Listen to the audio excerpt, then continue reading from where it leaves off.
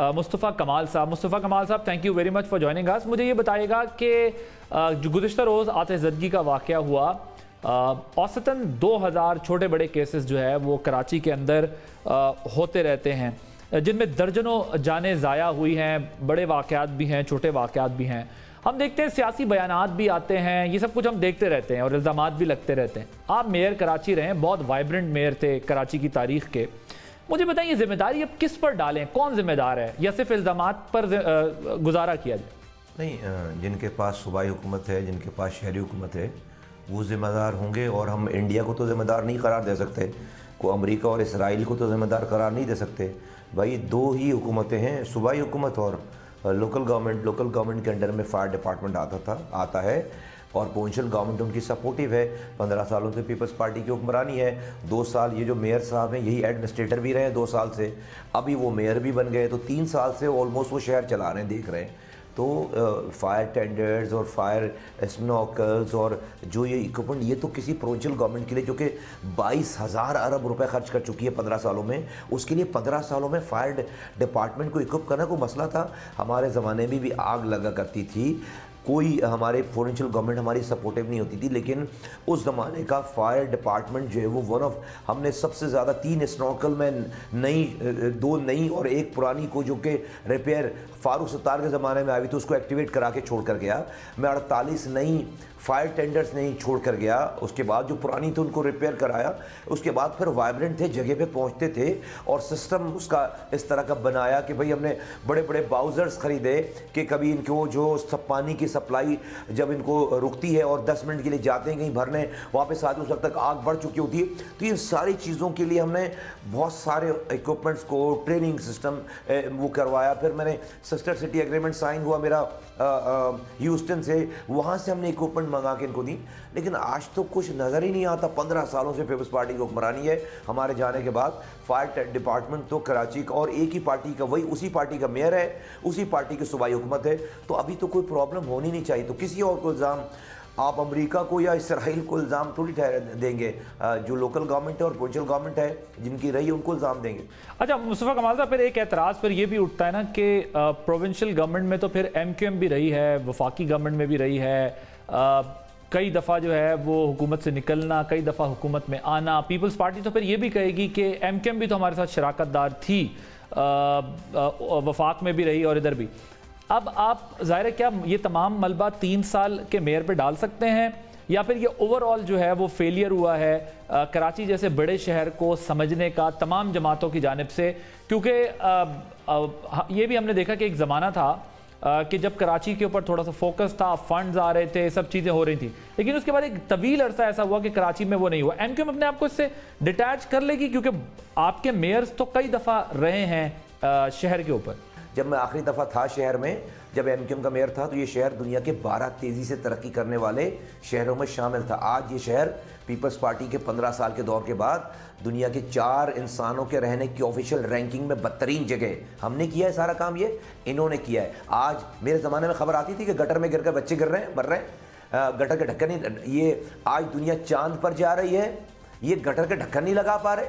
तो आप इतना विविड किस्म का, कॉन्स्पिकुअस किस्म का जो है वो करप्शन है यहाँ पर, और इतना जो है वो आम सिस्टम चल रहा है, इसके बावजूद भी अगर सब लोग इसकी FIR जो है ना वो बाय नेम नॉमिनेट करने के बजाय आप इसको बलवे का केस बनाएंगे कि भाई तुम भी शामिल हो, तुम भी शामिल हो, तुम भी शामिल हो। अच्छा नहीं कर रहे हैं हम पाकिस्तान और पाकिस्तानियों के साथ।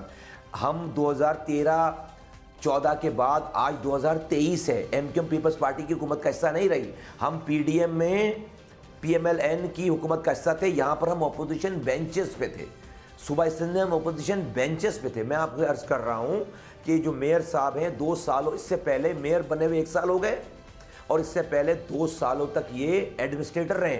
जिस पार्टी का एडमिनिस्ट्रेटर हो उसी पार्टी की सिंध हुकूमत हो, कोई इंटरप्शन ना हो, आप मुझे सिंध हुकूमत दे दें 2 सालों के लिए, फिर आप मुझे सूली पर टांगें अगर जो है वो आपको प्रोग्रेस ना मिले।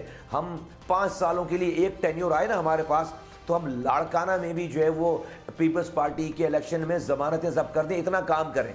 जिनके पास 15 सालों से हुक्मरानी है वो आज जो है वो आग लग रही है और आग नहीं बुझा पा रहे, और हम फिर अभी सर ढूंढ रहे हैं कि किसका सर काटें। इस हवाले से आप हम पे भले इल्ज़ाम लगा लें, हमारा तो हम तो रिसीविंग एंड पर हैं, यही तो रोना है। लेकिन पीपल्स पार्टी, अगर फैक्ट्स को आप देखेंगे, पीपल्स पार्टी के अलावा कोई और nobody else to be blame.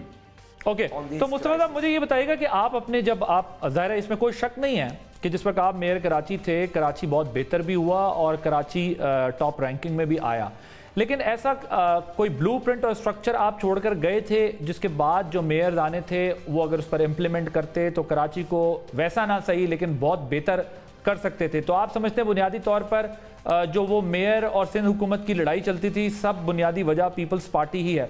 आज तो हम ये देखते हैं कि जो मेयर कराची हैं वो तो गवर्नर सिंध का फ़ोन भी नहीं उठा रहे या उनका मैसेज का जवाब नहीं दे रहे, जो हम कल देख रहे थे, रिपोर्ट हो रहा था। तो ये मसला फिर किस तरीके से जो है वो कराची का हल होगा? मैं जब कराची का मेयर था तो शीशे के कमरे में बैठकर ऑर्डर नहीं चलाता था। जब शहर सोता था तो मैं और मेरी टीम रातों को गलियों में जागते थे, बारिश में, आंधी में, तूफान में, गर्मी में, सर्दी में, और अपने सामने की 300 अरब रुपए खर्च हुए, 30,000 करोड़। आज मेरा दुश्मन भी मुझ पर 1 रुपए भी हराम कमाने, चोरी करने का इल्ज़ाम नहीं लगा सकता। 12 साल 13 साल हो गए, और लगाएगा तो साबित नहीं कर सकता। सारे मेरे मुखालफीन ओहदों पर बैठे हुए। एक मेरा शादी हॉल इस शहर में निकाल के दिखाओ, एक मेरा पेट्रोल पंप इस शहर में निकाल के दिखाओ, एक मेरी कोई 2 गज की जमीन इस शहर में निकाल के दिखाओ। जब आप हराम कमाने के लिए घर से निकलेंगे और शाम में हराम कमा कर आएंगे तो इससे ज्यादा भी पावर आपके पास हो जाएगी, आप इस शहर का और ज्यादा बेड़ा गर्क करेंगे। तो किसी के दिमाग में अगर ये गुमान है कि सिर्फ कोई पैसे आते थे उससे शहर बन गया, नहीं, ऐसा नहीं है जनाब। पैसे से सिर्फ शहर नहीं बनता, किरदार से, डेडिकेशन ऑफ ड्यू डिलिजेंस से, डेलीगेशन से, ऑनेस्टी से और काम के तरीके का। बिल्कुल मैं अपना फुटप्रिंट छोड़ कर गया, और वो ये था कि ईमानदारी से काम करते। मुझसे ज़्यादा ईमानदार होते, मेरे कामों को भुला देते, रोडों पर खड़े होकर नज़र आते, ब्रीफिंग पावर पॉइंट प्रेजेंटेशन लेने के बजाय जाते, साइट पे जाते, रोज़ाना विजिट करते, प्रोजेक्ट्स के ऊपर जो है वो फॉलोअप करते। इसीलिए आपने अगली जो बात की कि भाई नहीं होगा, आगे जो जिस खदशे का आप इज़हार करेंगे शायद नहीं होगा, इसीलिए अब MQM ने इस पाकिस्तान को बचाने और चलाने के लिए आब हयात पेश कर दिया है। आब हयात, इस आब हयात को पीना पड़ेगा, जब जाकर जो है वो ज़िंदगी मिलेगी पाकिस्तान को। और पाकिस्तानियों को, हमने पाकिस्तान आज़ाद कराया था, अब पाकिस्तानियों को आज़ाद कराना। और क्यों, कैसे? हम 3 आइनी तरमीम चाहते हैं। वज़ीर आज़म वज़ीर आला की तरह लोकल गवर्नमेंट के महकमे आइन में लिख दो। वज़ीर NFC अवार्ड की तरह, जहाँ से आप NFC अवार्ड देते हो, आप तमाम पाकिस्तान के डिस्ट्रिक्ट का जो है वो वहीं से शेयर, जो है वो डिस्ट्रिक्ट का शेयर वहीं से NFC से निकाल कर आप डिस्ट्रिक्ट को डायरेक्ट दे दो वफाक से। और तीसरी बात, जब तक मुल्क में इलेक्टेड लोकल गवर्नमेंट ना हो उस वक्त तक मुल्क में MPAs और MNAs के इलेक्शन नहीं होने चाहिए। हम पाकिस्तान की गली कूचों में इख्तियारात और वसाइल वज़ीर आला हाउस से निकाल कर हम गली कूचों में लेकर जाना चाहते हैं, लोगों को हक़ हुक्मरानी देना चाहते हैं, और यही हमारा एजेंडा है। मुस्तफा भाई, मुझे ये बताइएगा कि क्या आप लोग समझते हैं कि 8 फरवरी को इलेक्शन नहीं होने चाहिए, पहले ये मसला हल होना चाहिए, उसके बाद इंतखाबात होने चाहिए? नहीं, इसको मिस परसीव कर ली गई इस वाली बात को।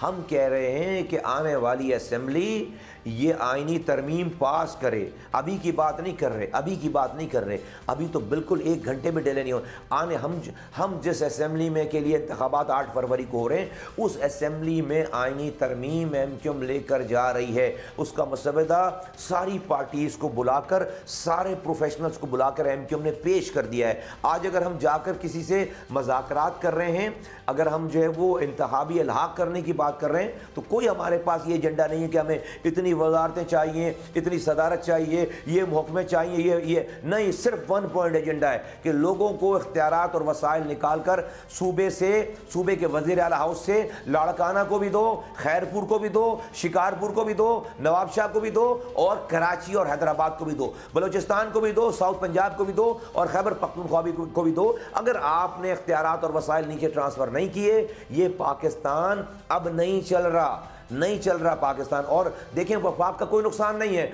वफाक से तो सारे पैसे सूबाई खुद मुख्तारी के नाम पर एनएफसी अवार्ड डिविजिबल पूल में सूबे के पास आ जाते हैं। लेकिन पीएफसी नहीं होता ना, एनएफसी की तो डिमांड करते हैं साल भर में। एनएफसी की तो डिमांड की जाती है कि ये कट नहीं लग सकता, ये रिवर्स नहीं हो सकता, ये बढ़ सकता है, लेकिन पीएफसी की बात नहीं करते कि जो सूबे का अवार्ड है वो जो है क्यों जो है वो नहीं होता। मैं यही तो सोल्यूशन दे रहा हूं कि एनएफसी अवार्ड लेकर 1000 अरब रुपए डिविजिबल पूल में एनएफसी अवार्ड लेकर सूबा जो है वो खुद मुख्तार हो गया। पता ये चला कि सूबाई खुद मुख्तारी से मुल्क नहीं बढ़ रहा आगे, मुल्क तबाह बर्बाद हो गया 8वीं तरमीम के बाद। सूबाई खुद मुख्तारी सोल्यूशन नहीं है मजबूत पाकिस्तान का, जिले खुद मुख्तारी सोल्यूशन है। जिलों को खुद मुख्तार करें, सूबाई खुद मुख्तार का नारा पिट गया, जिले खुद मुख्तार होंगे, पाकिस्तान मजबूत हो जाएगा।